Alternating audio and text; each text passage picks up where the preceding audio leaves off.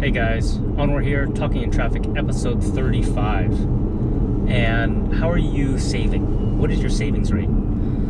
Some people out there might not be saving anything. And in which case, I strongly suggest that you set up a schedule. Start small and set up a schedule for saving.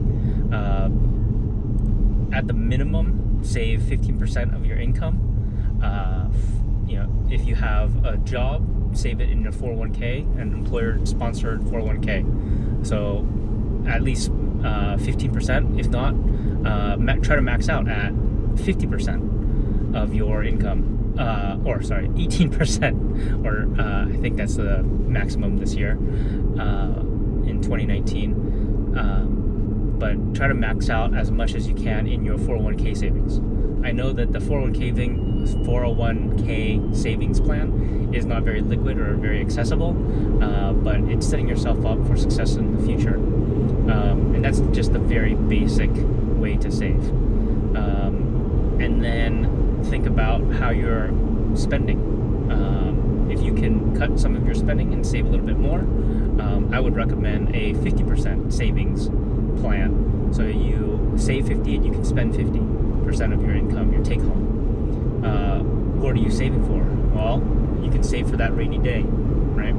You want to go on a vacation. You're saving for a vacation, or you're saving for a house, or you're saving for a new car. But you're putting that savings aside, and as part of Dave Ramsey and his thought process and his teachings. You can use that. Once you have that savings, you are much more powerful. You're much more free to do whatever you want. Namely, if you lose your job, or if you can quit your job, you can live off some of that savings.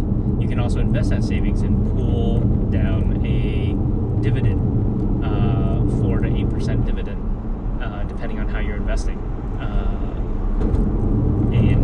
In real estate or in private loans, I know that that's risky. If you're a little bit more risk adverse, you can invest in individual companies or municipal bond funds, which are state and federal tax free.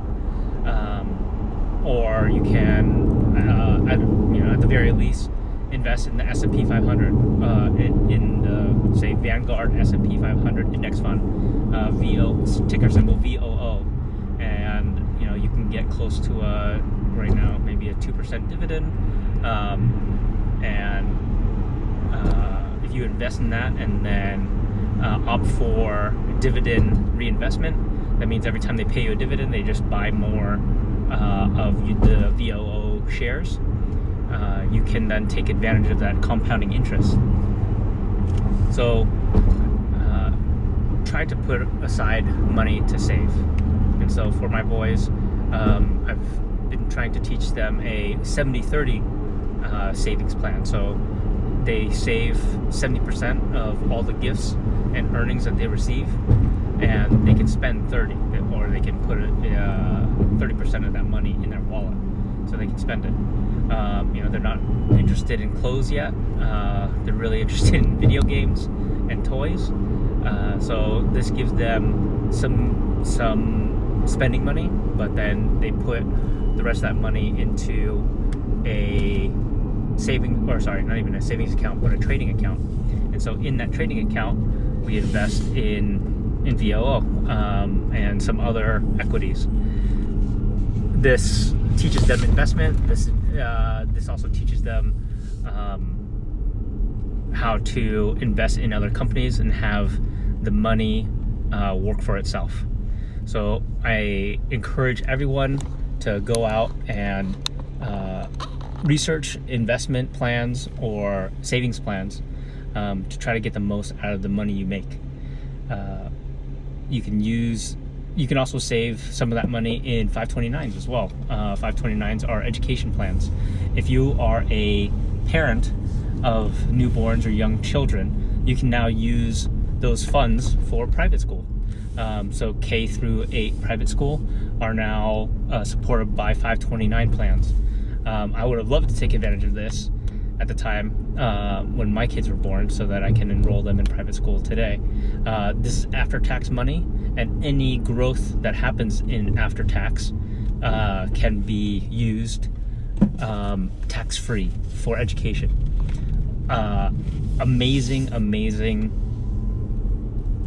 savings plan, if you will, or investment plan for those that have kids that are going to private primary or even later on into undergraduate or graduate education. Another after-tax savings plan that you should think about, or investment plan that you should think about, really, is the Roth IRA. So if you qualify with your income limits, you should take your after-tax money and invest it in a Roth IRA. A Roth IRA takes you can invest those funds however you wish in the stock market, and any gains you make are tax-free. So this is great for, as a young person or a young adult starting out their career. You're not making much, but if you can put aside an extra 20% of your income into a Roth IRA, you will have those funds available when you retire, between the retirement years and, say, the years that your 401k will kick in. This is also that you're creating your own pension plan, really, so that you have money in either retirement or early retirement into the time your 401k kicks in. The great thing about the 401k, or the great thing about the Roth IRA, that is you can take out the principal that you put in to it if you need to. So let's say I over the course of time, I put in 10k or 100k into my Roth IRA. I could take that money out as long as I leave any of the growth or the gains that I've made in the account. So I'm not a tax professional, I'm not a CPA, I'm not a lawyer. This is information that you should go and research and talk to your CPA or attorney. But these are some tips and tricks that I've read about and researched my own and have invested in on my own. So to my family and friends and boys, these are things that I would love for you all to research and invest in. How, if you can, let me know in the comments, how are you saving your money? Do you have any creative ways of saving your money, investing your money today?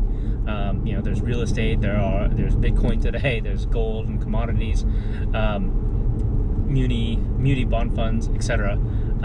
There's so many different investment vehicles.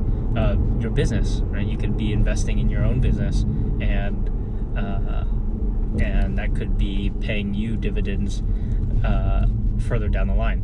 So leave any comments of ways that you think are good investments, and hope to see you guys all investing in your future.